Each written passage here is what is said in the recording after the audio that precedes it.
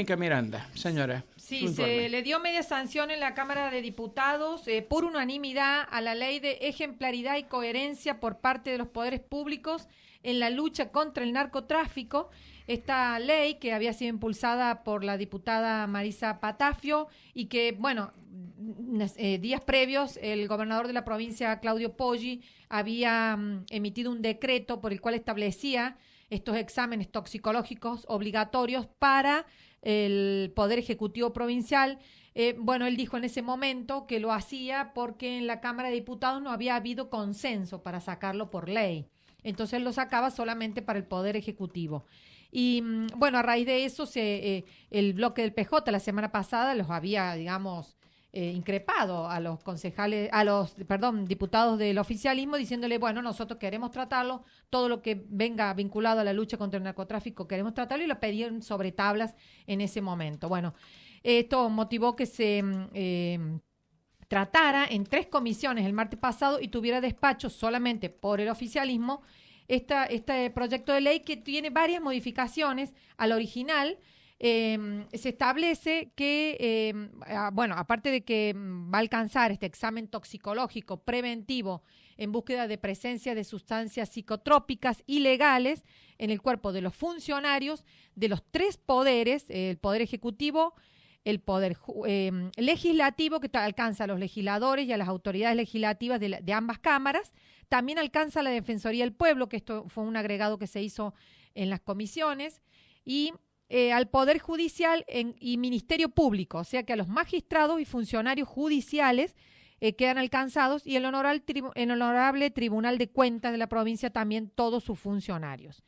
Este examen va a ser de carácter obligatorio, se va a realizar de manera anual y en forma aleatoria, y mediante un procedimiento que garantice la transparencia e igualdad de tratamiento en la selección de los funcionarios que deban someterse, digamos, a estos análisis.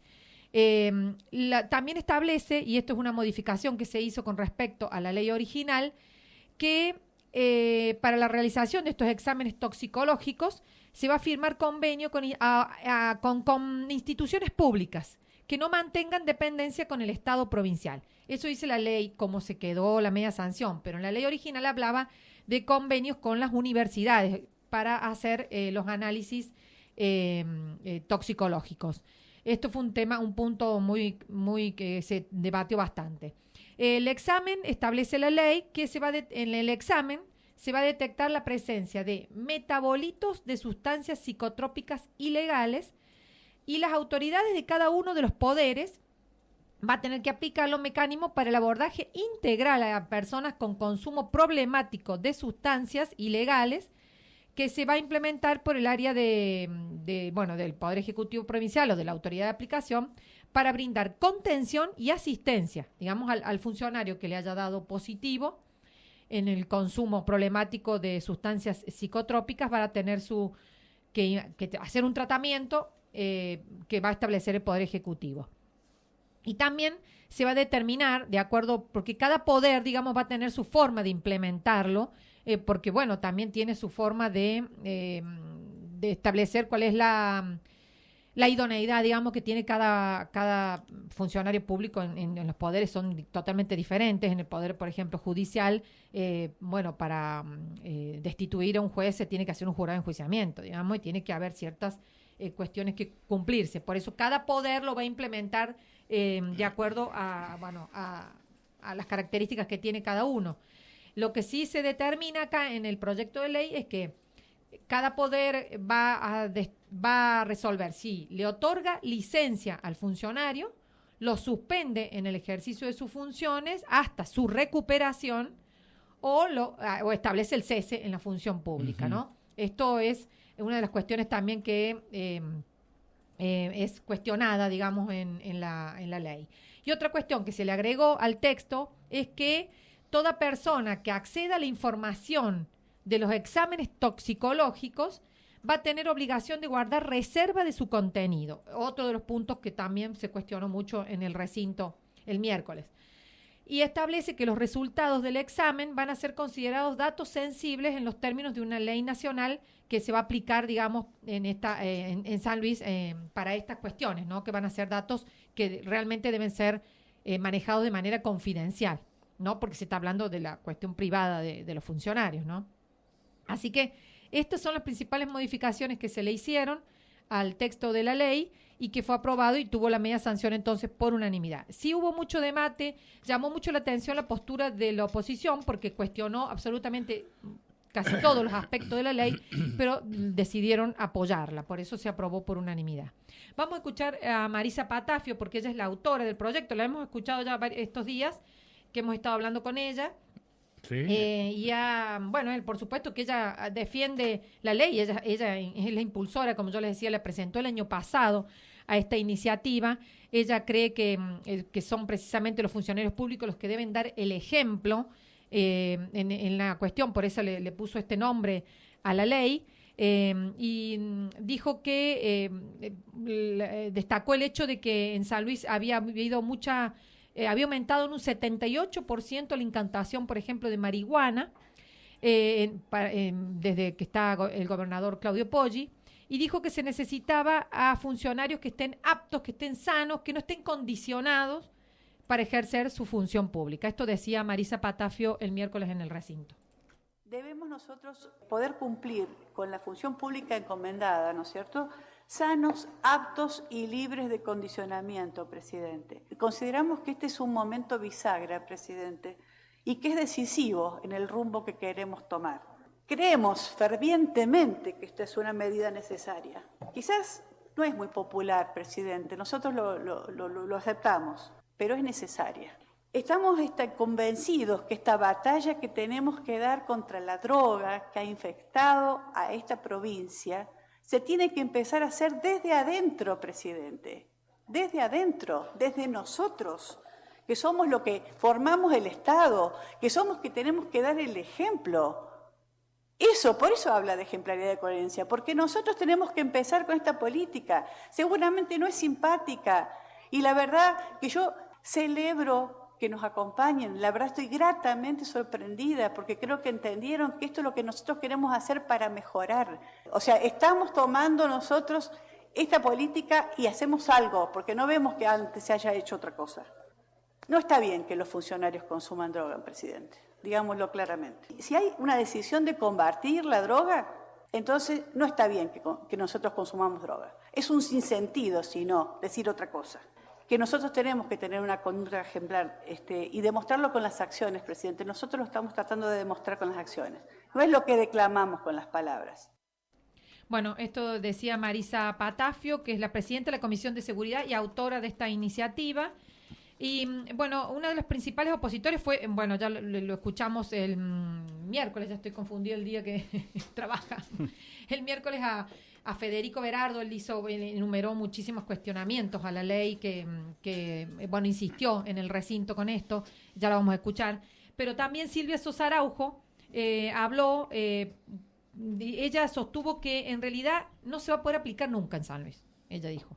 A lo sumo en el Poder Ejecutivo, porque el gobernador va a poder disponer, obligarlos, digamos, a sus funcionarios a que hagan esto.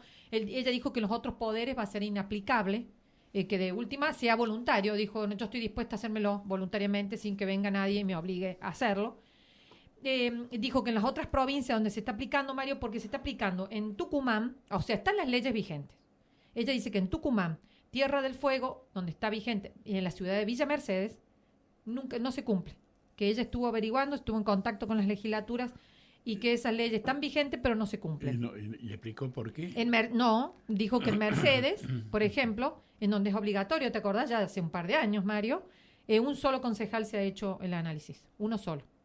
No lo hacen, no se cumple, no se aplica porque, bueno, ella sostuvo que el tema es cómo se va a garantizar la transparencia de esto, Mario. ¿Cómo va a ser en la práctica? ¿Dónde vas a ir a tomarte el análisis? ¿Quién te va a tomar la orina? ¿Cómo se garantiza esos resultados? ¿Cómo se garantiza después la información, por ejemplo, en los casos que dé positivo a una persona?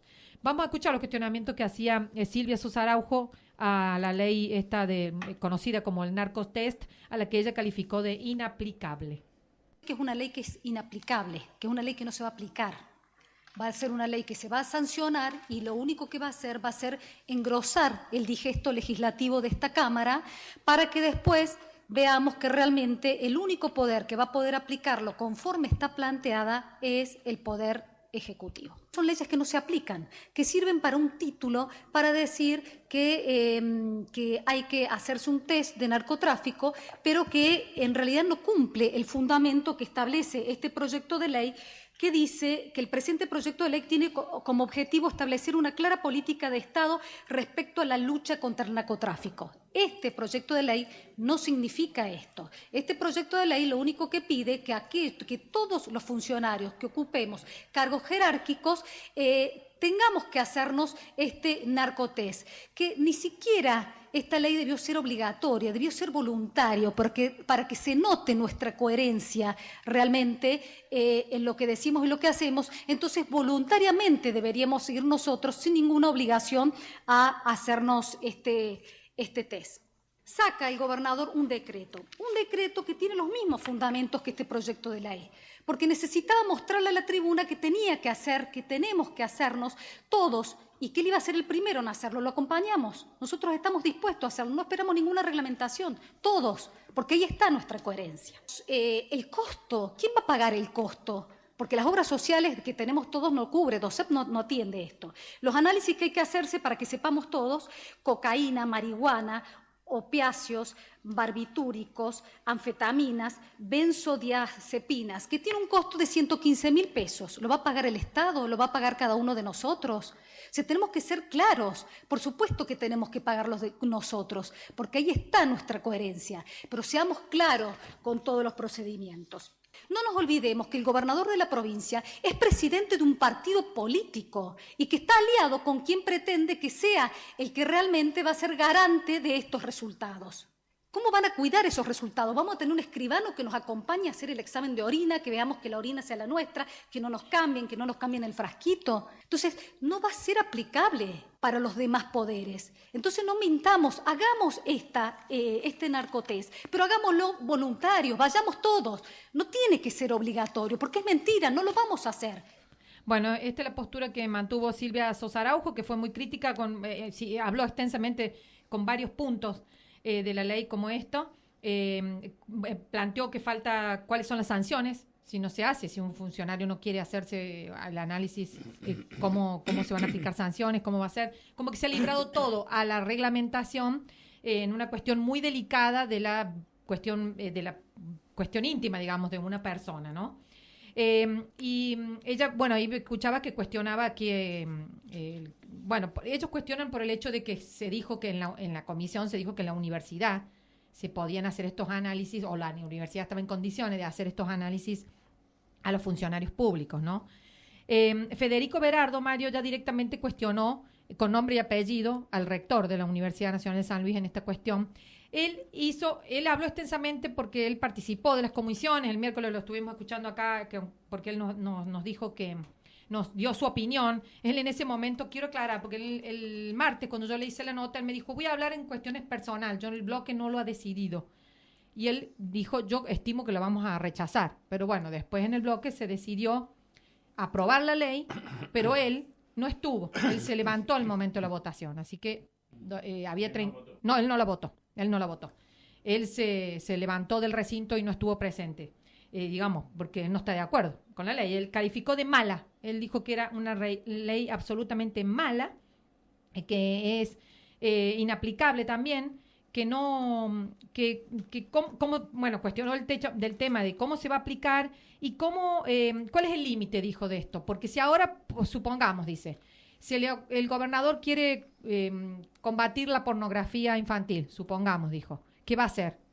Va a hacer que todos los funcionarios dejen su teléfono, su computadora, para que se la revisen una vez al año, a ver si les gusta la pornografía infantil o no. No sé si es bueno el ejemplo que dio, pero ese es el ejemplo, Mario, que utilizó Federico Berardo. Entonces, ¿cuál es el límite? Dijo. ¿Cuál es el límite que vamos a tener para, criticar, como te digo, esta cuestión? Está bien el ejemplo, Ver. Está bien el ejemplo, sí, es cierto. Es un tema delicado, Mario. Muchos resaltaron, Vero, también sí. Que muchas de las adicciones que hay hoy en día no son de drogas ilegales, sino de las drogas Él legales. insistió con eso de que son las drogas legales, dijo. Y bueno, y si, entre las que mencionó Sosa Araujo hay drogas Sí, drogas legales. benzodiazepinas son legales, Claro. por ejemplo, sí. Opiáceos también, que son para el tratamiento del dolor. Claro. La cuestión es que...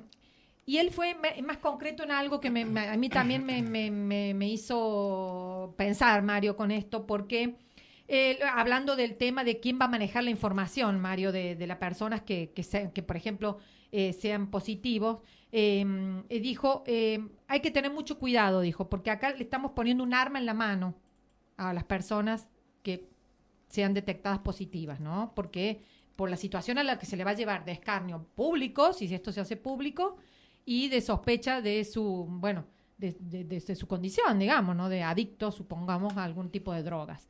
Esto también fue lo que planteó Federico Berardo. Pero vamos a escuchar lo que decía con respecto a lo que ellos cuestionan de que en el caso de que la Universidad Nacional de San Luis sea la que haga los análisis toxicológicos. A su vez, los exámenes se hacen en una entidad pública no vinculada con el gobierno de la provincia. Pregunté también en comisión, bueno, cuál era el espíritu, cómo era el fin de esto. Aparentemente sería a través de la universidad. Yo desconozco por qué es que se ha dejado afuera el sector privado en este sentido.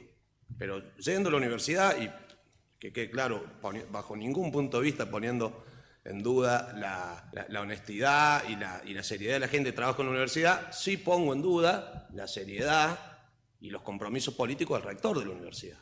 O sea, no solo tengo que confiar en que Basla, cuando le llegue quién es positivo y quién no, va a obrar de buena fe, sino también tengo que confiar en que Morínigo va a informar bien y no se va a tapar ningún dato. No hay nada escrito en la ley que garantice transparencia en este sentido. Nada. Absolutamente nada.